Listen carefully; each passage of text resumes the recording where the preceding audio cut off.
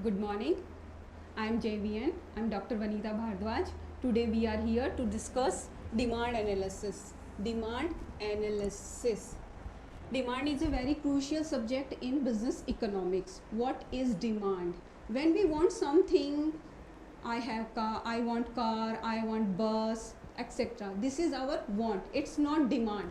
When we want something, what is the meaning of want? Want means we have effective desire. We want something, I want a car. So if you want to fulfill your want, you have to first effective desire. Second, you have adequate resources. If you want to buy a 10 lakh car, you have a want, I want to buy a car, which is I have for car 10 lakh rupees. And third important topic is adequate resources to use for these resources. If you want to fulfill your want, first three conditions you have to fulfill. First, you have effective desire. Second, adequate resources, and you are willing to go for these resources for that particular want. This is the meaning of want. This is want, not demand. You have want, you want to buy a car, you have resources and you are ready to go for resources. These want. What is the demand? Demand is quite large than want. Want is convert in demand when you have effective desire at a particular price, at a particular quantity, in a particular time. You want to buy a car with 10 lakh rupees today in Jaipur. Okay, you are demanding this. You have requirement for demand. You want to buy a car. You have sufficient money of 10 lakh rupees for this car. And you want to buy a one car, and today you want to buy a car. This is the demand. But if you have a desire, you have resources, and if you want to go for these resources, it is only want. But with effective desire, you add particular price. How much car you want to buy? One car. And when you want to buy this car, today I want to buy this car. So this want convert in demand. This is demand. Demand function. What is there? How demand is function? Demand is function when price of X, price of Y,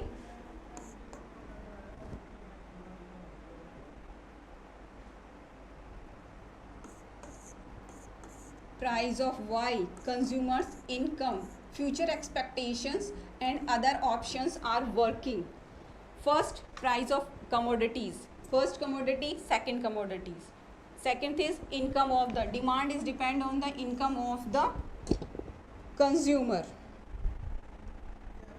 Income of the consumer is very effective in demand. Future expectations, if we are expecting that price of a commodity may be change in future, maybe increase, we will increase our today's demand. And if we expecting price will be decrease in future, we will purchase. Present scenario में this situation is future expectation. And other factors is psychological and subjective factors. For example, if a married person, they are subjective persons, he will demand material of the marriage. And if he is a spiritual person, he will not demand like luxury life.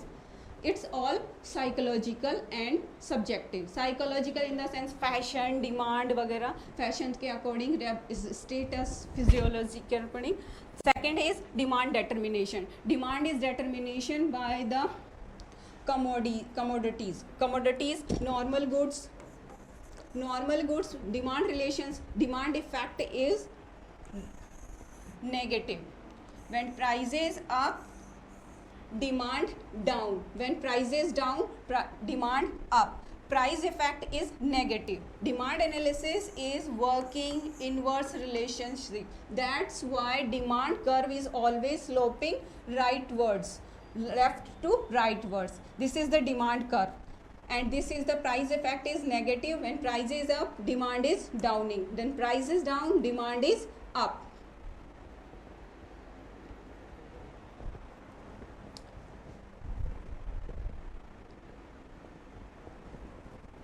Given goods, demand has in given goods, demand laws is not applicable, because when the price of the goods is increases, consumers income is more expensive on the cheap commodities. That's why when prices increases, demand will increases, and as the prices will decreases, their demand Giffen goods prices will decreases, demand will also decreases, because giffen goods are the exceptions of demand. When a consumer has living a standard, and when the commodities prices will increase, their consumers expenses will increase. But when the prices decrease, their real income is increased, and he will move to giffen goods to normal goods. That's why giffen goods has not applicable in demand law.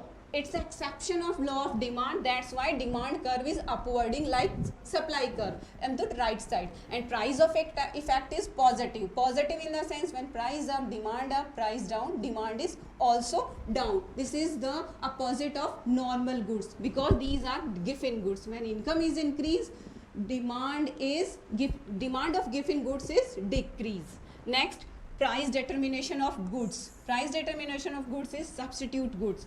What is substitute goods? Substitute goods are those goods which are using in place of each other, just like tea and coffee. When price of tea increases, demand of the tea. When price of coffee increases, demand of the tea increases. When price of coffee decreases, demand of tea decreases.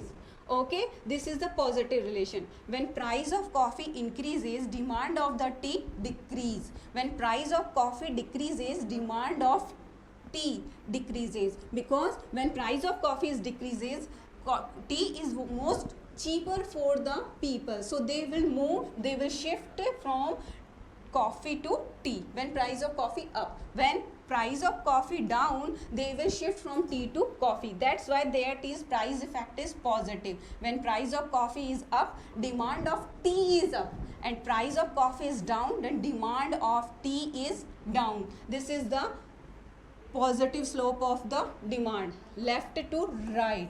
This is the demand curve.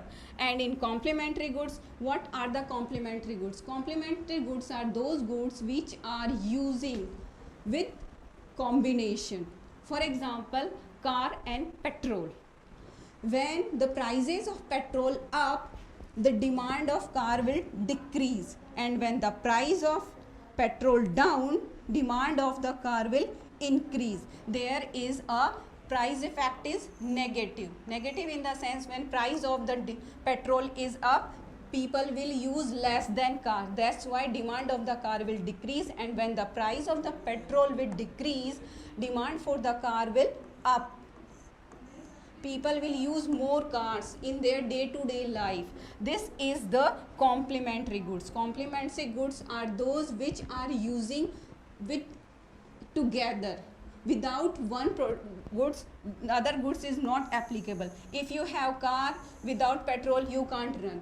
If you have petrol, if you have not car, you can't use your car. This is the complementary goods. This is the basic difference of substitute goods.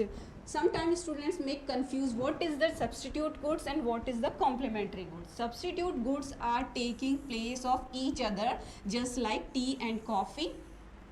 And complementary goods are using together, like petrol and car. This is the simplest example of the substitute goods and complementary goods. Substitute goods, tea and coffee. Complementary goods are car and petrol. These are the most common examples of substitute goods and complementary goods. Thank you. If you have any query, please leave your comment in the comment box. Thank you.